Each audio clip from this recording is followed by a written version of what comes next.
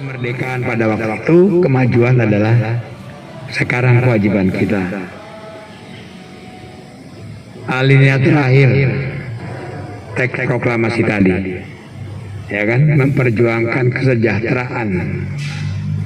Apakah itu sudah? Kita sudah sejahtera yang sama?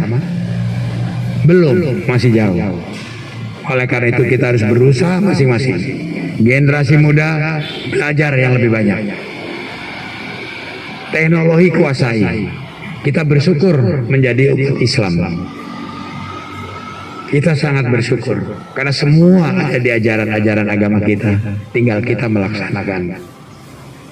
Saya mengajak bahwa tadi di dalam mengeningkan cipta, saya juga ingin mengajak mendoakan arwah para pejuang yang mendirikan masjid ini. Masjid ini diperjuangkan dengan susah payah.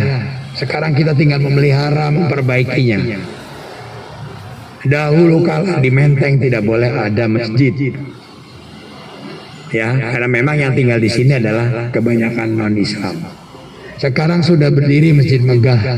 Saya bersyukur saya mudah mengelolanya dibandingkan pendahulu kita pada waktu mendirikan. Jadi oleh karena itu saudara-saudara, Rizka, jamaah, mari kita makmurkan masjid dengan sebaik-baiknya. Kami tidak pernah puas. Perbaikan seolah-olah sudah masih kurang yang saya inginkan. Sesuatu hal yang mungkin bisa bermanfaat untuk umat Islam. Saya kira itu yang saya inginkan dalam rangkaian peringatan ini. Terima kasih.